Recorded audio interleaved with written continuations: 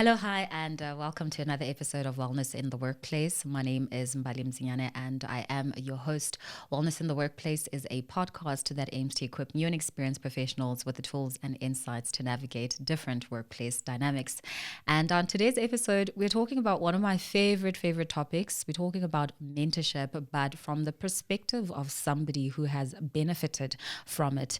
Previously, I had my mentor on the podcast. I think it was one of our first few episodes when we started out, and we were talking about the benefits of mentorship, and she was sharing her journey as a mentor and how our relationship came to be.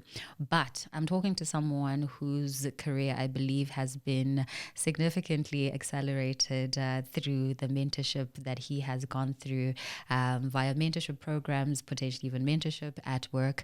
I am speaking to Tumelo Mathe, who is a digital marketing manager at one of the biggest telecoms in the country, and we're talking about how mentorship accelerated his career. Welcome to Wellness in the Workplace. Thank you for inviting me, Mbali. I really appreciate it. How are you doing? I'm doing well.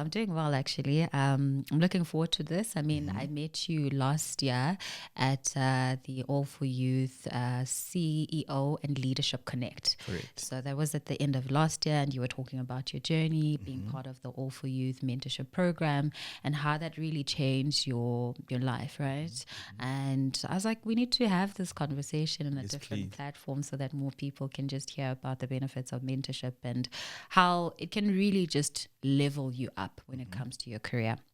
But before we go into all of that, I want to talk a bit more about who Tumelo is so that our audience gets to be a bit more familiar with who you are. Cool. Thank you, man. So Tumelo is him, he, his.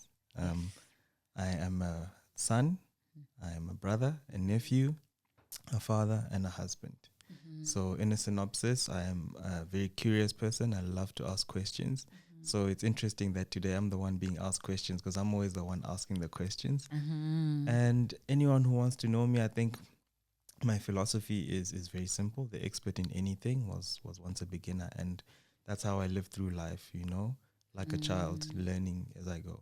Let's talk about your mentorship journey, right? You found out about this program and you were on it for about a year. And I'm sure that you've, probably extended your mentorship relationship over the period that you were on the program. Talk to me about where you were before you entered this program. Okay. I think before we go to where I entered this program, we need to take it back 15 years back. Okay. Yeah. Okay. So we need to go back to 2010, where I was mentored by a gentleman named Charles Moyo. So he found me first year in varsity, and it's been a 15-year journey of walking with him. Sure. Right. And in that 15-year journey of walking with him, it's positioned me in spaces and places where you've happened to find me, which is the All4Youth Mentorship Programme, where I was then mentored by Nicole Roos. But through that journey to get to a point where I was mentored by Nicole Roos, it all started 15 years ago, where my mentor walked me through basically the basics, what I want to say 101 of being a gentleman, your corporate etiquette in the workplace, relationships, people skills, and through that, positioning yourself for opportunities, where I even had the opportunity to work for Vusi Temegwayo for just north of 2 years. And interestingly, Nicole, who mentored me, her husband also went to school with Vusi. So it just became a small world where when you connect the dots and you look at 15 years, you realize that actually where you found me 15 years before, or where you found me 15 years where I am now, hasn't been a one-day event. It's been a process and steps. Yeah. I mean, it sounds like it's something that's been very integral in your personal and professional development, right? And I mean, I didn't know about this preamble that there was a 15-year journey leading up to the point where I actually met you, which for me makes it even more of a treat that you are the guest for this title of the episode, because you've had a long journey in mentorship. But take me back before you even encountered what mentorship is, what it's about. Did you even know that you needed it? So I don't think I knew I needed it, but I think living life as a curious person, and then as you get older, you realize that those life lessons that you were taught is what then you apply and then accelerates your progress or your journey.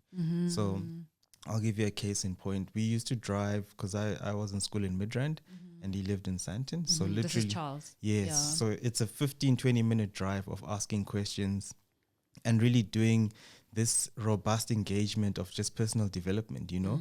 And the one thing he always taught me was just read, right? Read anything and everything. So I would read your Business Times, Forbes, Financial Times. I didn't understand a thing, but I was just reading and reading and reading and reading. And then that knowledge base becomes what you then arm yourself in when you find yourself in spaces and places where you can have like quick conversation starters, you know. And then one thing leads to the next. So they always say information changes situations. So I could safely say he's one person that made sure that I was always informed of what's happening and also just to be forward thinking in your outlook. So today I might be a digital marketer, but you then realize that marketing encompasses many touch points, you know, from finance to operations. So you have the one title, but then that mentorship aspect then teaches you to then understand the whole value chain or the whole ecosystem in a workplace situation or in your own personal life and how you approach things and how you look at things. So tell me about how you found Charles or he found you. What did that look like? Did you seek him out because, you know, you saw something he was doing, asked him for guidance, or was it just, you know, serendipitous? Yes, I think it is a stroke of luck. Yes. Let me use the word stroke of luck because it means the same thing. Yes. So my father and him are friends Okay. At first, and then he took a liking to me, and I looked at where he was in his career and I was like, you know what, this is where I want to go. Yes. And then I knew that, you know what got me here won't take me there. So essentially, this is a person I need to sit under their wisdom tree. Sure. Some of the conversations we had were very rough, you know, got you thinking a little bit like, am I on the right track? Am I doing the right thing? But essentially, now when I look at it, it was like we're preparing you for what the world can be like, you know. Not everything is going to be rosy and sweet sailing, that when you get out of school the first thing you're going to do is there's a job waiting for you. You need to be different. You need to position yourself for these opportunities so that when they land, mentally you are ready to take on whatever's going to come, because you learn as you go. You know, no one walks into a space and place knowing everything. Like I always say, the expert in anything was a beginner. There we go. Yeah. Or was once a beginner, Yes. rather. Yeah. Can you then describe your mentorship experience on, you know, a formalized program, like the All4Youth Mentorship Programme? I mean, we're doing quite a bit of a shout out there. But, you know, the one that you've described before was more organic, relationship with Charles. And I think one that rendered itself to be quite personal versus a structured program this. Tell me, what was that experience and what do you think some of those differences were? Okay, so I think if I look at the differences with the structured one, the first meeting I had with Nicole was quite an interesting one, because you're going in there cold. What I had done is my homework to see that she came from a marketing background and I also came from a marketing background. And it was more of like a journey of saying, you know what, walk me through the road to CEO, you know, how did you get to where you got to? And so the first meeting we had, we set what we call developmental goals, right? So in those developmental goals is to go back home, take a week, just think about where you are lacking, you know, where are you strong, where are you lacking.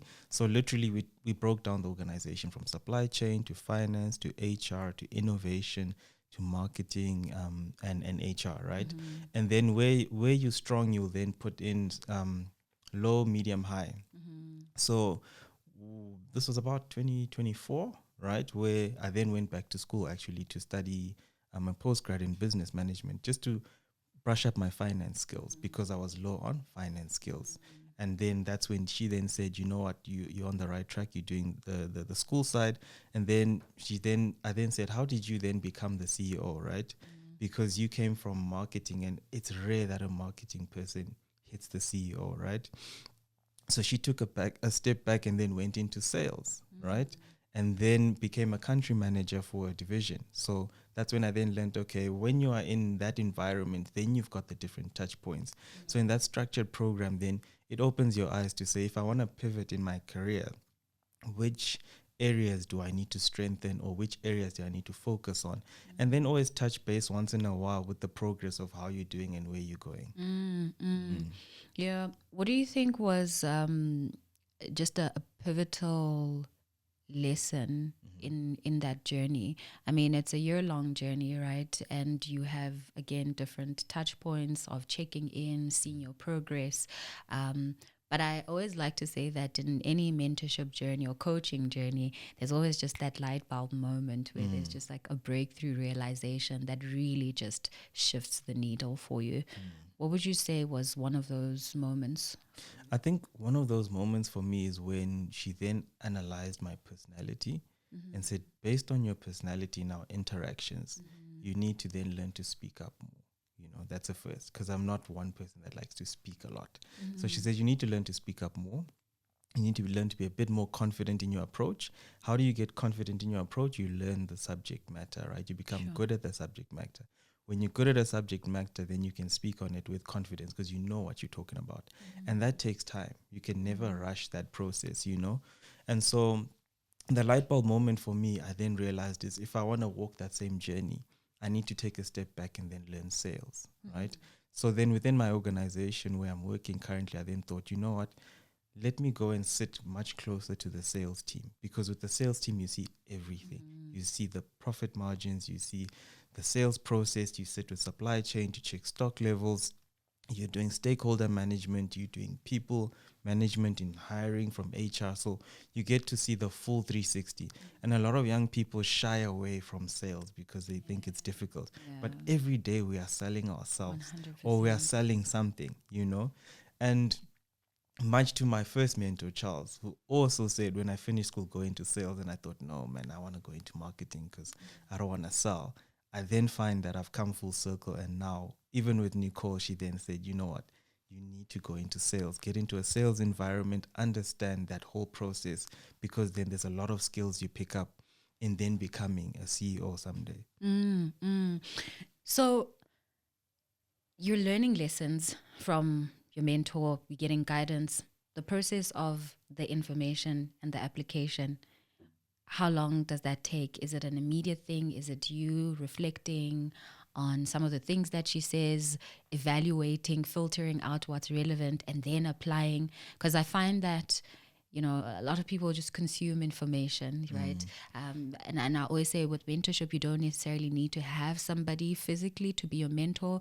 You get mentorship from books. You can get mentorship from podcasts like this. There's so many resources that can be guidelines for you.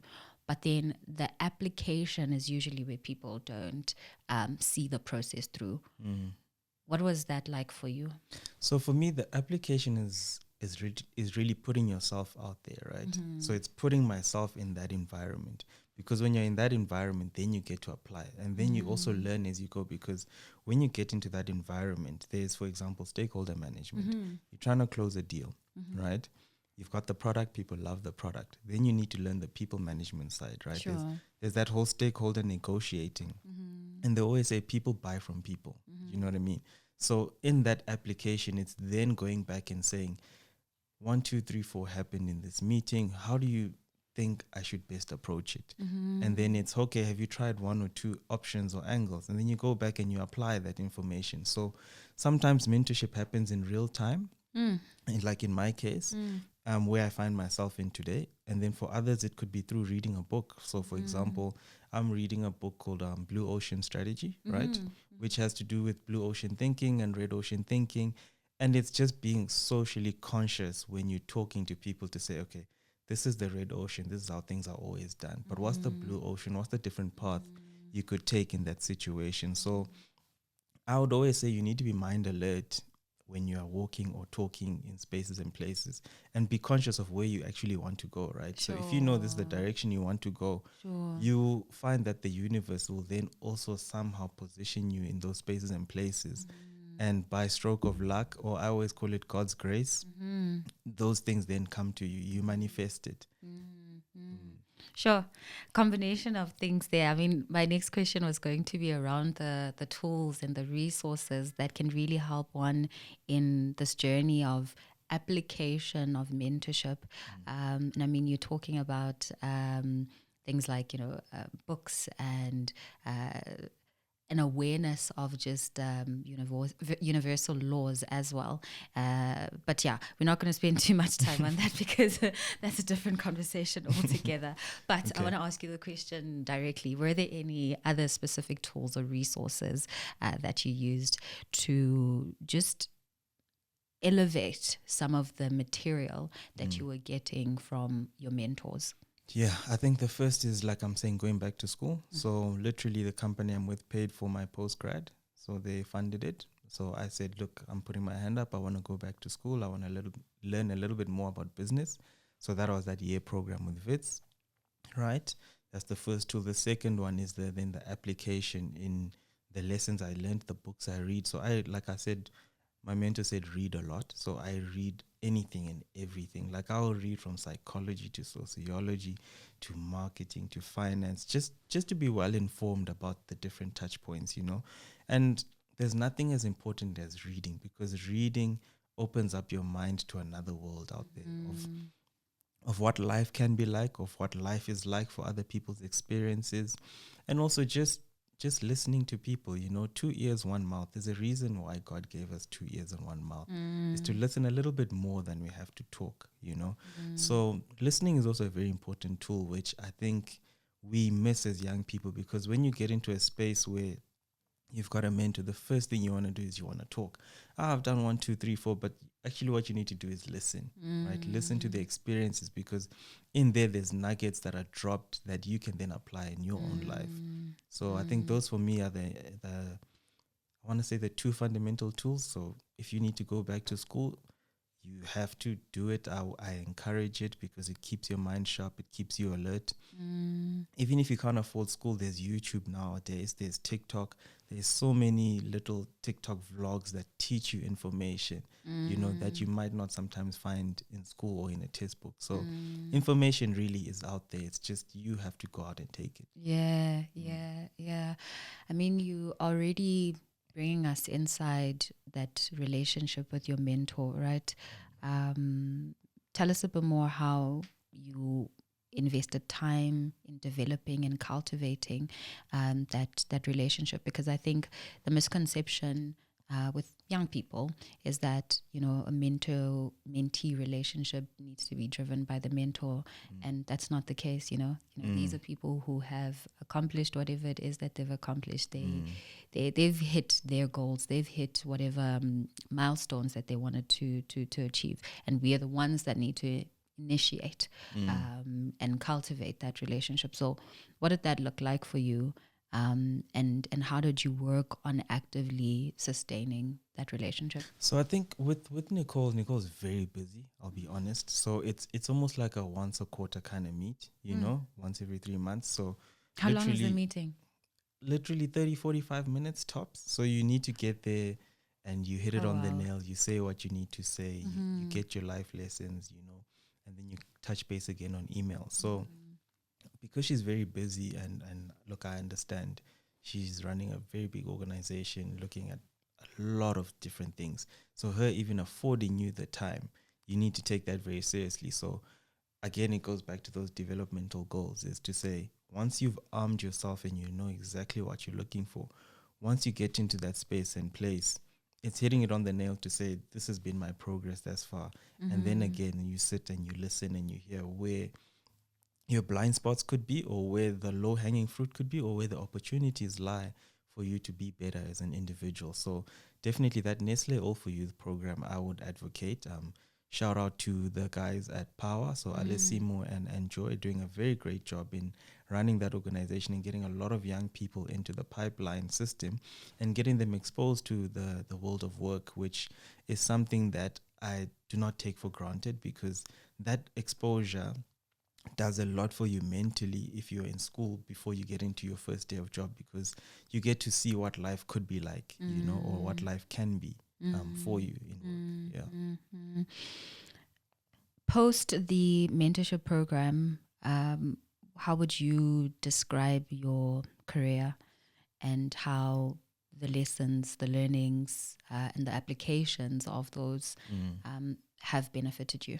So I think for me, what it's benefited me is one is speaking up more, right? So, and also putting myself out there a little bit more, right? So when my organization started as digital marketing, moved into brand and sponsorships, or managing different brands and sponsorships, moving into sales, literally putting myself out there and saying, you know what, I really have nothing to lose. The only thing I could do here is learn. Once you drop the E, then you're going to earn. You know what I mean? So that for me has been very important. And that's one lesson I think I took very seriously from Nicole, is just to learn to speak up. You don't have to always be right, but don't be afraid to speak up. Don't be afraid to say what you are thinking, to mention your point and put your point across, because then that feedback is what you then learn from or benefit, or vice versa. Someone also gets to learn from you through your own experiences. I think when you are a beneficiary of great mentorship, you can't help but want to pay it forward, right? So I'm curious to know how you are approaching mentorship in your own life currently. Are you mentoring anybody? And if that is the case, what is your mentorship philosophy? It goes back to my own personal philosophy, right? Okay. And Okay. I think the expert in anything was once a beginner. So paying it forward, yes, I am definitely. There are a few young people that will always come to me and ask me questions. Case in point, actually at the All4Youth program, there were about 2 or 3 individuals that came up to me and said, "Hey, I'm battling with 1 or 2 things. I'm studying marketing. What do you suggest? Or I'm studying finance and I'd love to do marketing. What do you think?" And literally, it's a WhatsApp conversation of me saying, this has been my journey path. This is my template. You can then take what you think is best for you on this template and apply it into your daily life, right? It's also about connecting people. So it could be a young person's finished school. There's a job opportunity and I say, hey, I think you'd be suited for this role. Here's the link, take it, apply. So there are quite a lot of young people that do reach out. I think now that we live in a world of social media, anyone is in reach. It just has to be you putting yourself out there and asking the questions. The worst thing someone could do when you ask a question is not answer, right? But you did put yourself out there. So yes, I am paying it forward, and there are a few individuals that will come up to me and ask me questions, but I wouldn't say I have a mentee mentor kind of relationship for now, because I still myself am learning, right? But if that situation, or I found myself in that space and place, I'm more than happy to then share the life lessons I've gone through. And I want to say 15 years, because essentially this all started in about 2010. Yeah. I want to take a bit of a caveat here because of a conversation that surfaced on social media a couple of weeks ago about boys being left behind or men being left behind. And I think part of that conversation was speaking about mentorship opportunities. Do you think, just from your experience, that having, somebody to guide you, show you the ropes? I mean, you mentioned that your first mentor taught you how to be a gentleman. Do you think that is something that is missing? And if so, where do we start with addressing something so important, so pivotal, and just necessary in developing young boys? I want to say yes and no, right? Yes, in that the world we live in right now, you see a lot of information and opportunities that are opened up to women, right? But men still run the world. You know what I mean? So I want to say yes, in that men are being I want to not say left behind, but men are not being given the chance to sit in a forum like this and talk to each other. You know what I mean? And be open. If we look at the suicide rates today, the people who are actually killing themselves is young men. Why? Because they're not speaking out more. They're not expressing themselves to say, these are the problems I have, and these are the spaces and places where they can go and get help. I remember the one time I was listening to, I think was it Sia Kolisi, and around the whole Dove Cares campaign. And that's when I then became aware that, men are actually fighting a silent battle. They're not speaking up. And if they do speak up, you're just told, toughen up and move on. you know? And you find it in corporate as well. Like, you are sitting in a situation where you're struggling with a problem and they're just like, figure it out, you know? And so that pressure, when applied, if you don't have an outlet or someone to talk to, this is something I also saw with Nicole, where literally they will sit down with, for lack of a better word, like a therapist, and then they kind of help you shelve things in your head properly to say, you know what, this situation, this is how you shelve it, or this is how you deal with it. So I don't want to say men are being left behind. I think maybe I rather want to say men have the opportunity to speak up. They should speak up. You know what I mean? You don't have to suffer alone. There is no cancel culture. You know, you actually learn as you go, and that's fine. You know, don't be afraid. But will I say women get more opportunities? I want to say no. Women, I think, are more vocal about the opportunities that are out there for them. If we look at even in a workplace situation around employment equity, it's being addressed, and the women, the children are being given, and the youth are being given those spaces and places. And the youth also constitutes of men. So that opportunity is there for them. I just think, yeah, you need to speak up. Sure. Yeah. Sure. Yeah. It was a caveat, but it was there, and I needed us to go in that direction because it's a necessary discussion, right?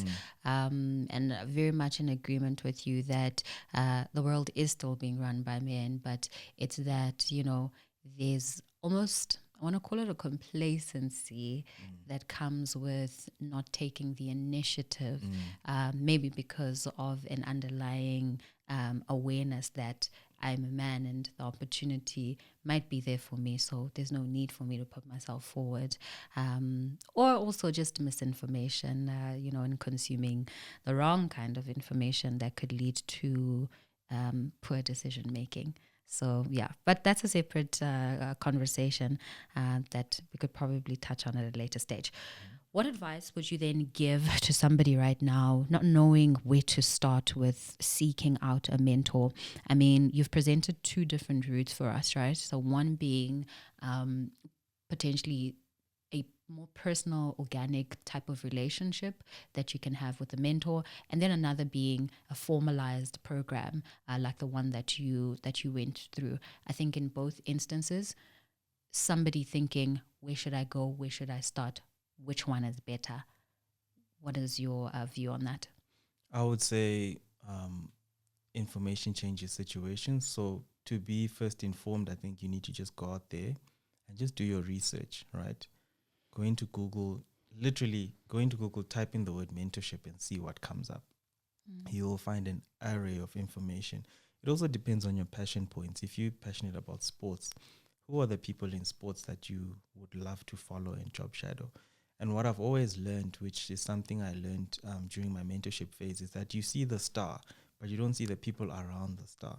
Those are the people that you actually need to study and follow because they made the star, right? Sure. And they're the ones that are sitting with the raw source of what you need to walk through that process to become, right? And those people I actually find are easier to reach than the star because essentially the star's been made, but the people around him are sitting with information or with nuggets of wisdom that can be poured into your life or into your personal space. And then that's how I then found myself in that All4Youth program, right? It's putting myself out there, learning and meeting different people in these networking events. That's how I then met the two ladies, Alessimo and Joy, who then say, hey, there's this All4Youth program. And so you kind of take the next step, like Martin Luther King says, it's just take the next step. And that one step will lead you to another step until you are a little bit more clear about what you want to do. So, for example, I'm passionate about entrepreneurship. When I do research on entrepreneurship, you then learn that the average successful entrepreneur is actually 45, Then you get the young people who are outliers doing well, and that's brilliant. That's good for them. But when you then learn that information changes situations and how you view things and how you then learn as you go, it just makes you a better person. So to then summarize your question on which route to follow, I'm sticking with the two routes because they work well for me, right? From a formal structured setting, there's information that I'll get from Nicole. From an organic kind of relationship, there's information I'll get from Charles. And also in different spaces, like me sitting here with you, there's stuff that I could learn from you that I can apply into my own life. Your peers also can be mentors, by the way, because they have different experiences of what they've seen through life, which you can also apply in your own life. 100%. So looking ahead, what would you say is next for you in your career? I mean, you already spoke about sales potentially being the avenue. I heard CEO path mentioned a couple of times, but from your view and with your words, what is next for you? I think for me, it's continuing this journey I'm on, discovering myself and applying myself and putting myself out there in, like I'm saying, in this sales environment, because that's the avenue that has shown me that, okay, maybe there's stuff I need to learn that I can apply in the qualification that I just finished, just completed, like I'm saying.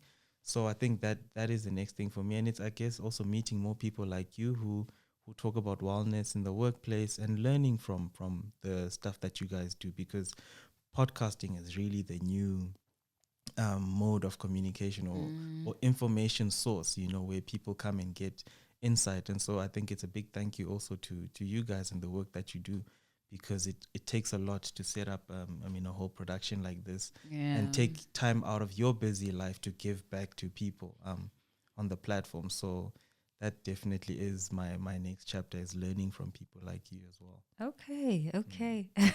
That's good. That's really great. And again, to the point that I was making earlier, that information is really everywhere, right? And mentorship does not have to be in a one-to-one type of relationship. And the beauty of obviously living in this day and age is the access to that information.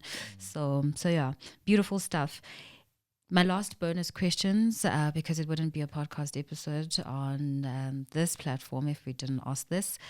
What book, podcast, or article would you say you've read or listened to that changed your perspective about work? And if it did, how did it change your perspective?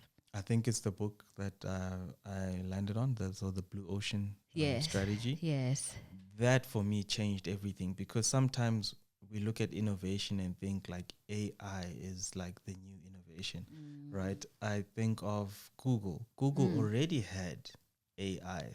It was just not a language learning model like we do now when we type into ChatGPT, right? So that became a red ocean, right? I look at the research in the book where they were talking about the wine industry and how wine was such a prestige drink, and then someone's red ocean thinking thought, let me put wine in a box and just drop the price.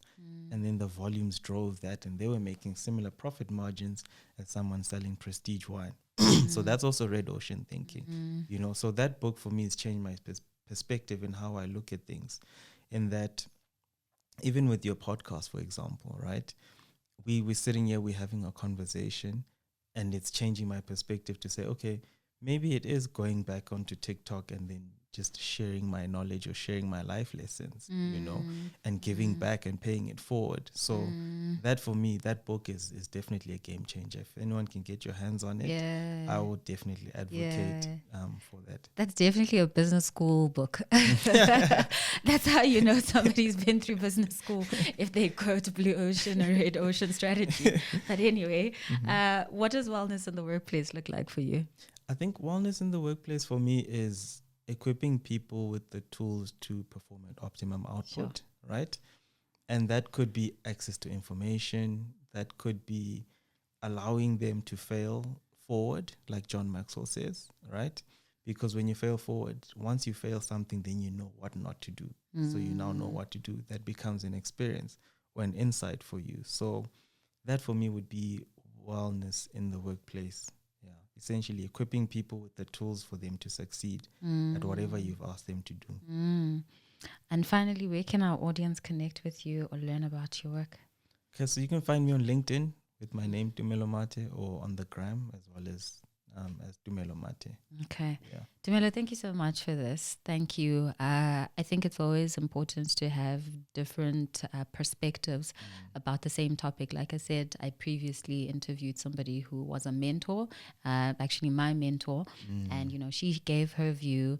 But for somebody who's benefited from mentorship and where you are seeing the benefit live out, I think that's a game changer, and it makes it more tangible and realistic to anybody listening out there thinking about, why do I even need mentorship? So thank you so much for being here and for sharing your story. I hope we can connect even further and talk more about other discussion points. And thank you for tuning in and for your consistent support. This was such an amazing episode. I hope that you do share it on different platforms. My name is Mbalim and this is Wellness in the Workplace. I will catch you on the next episode. Bye-bye.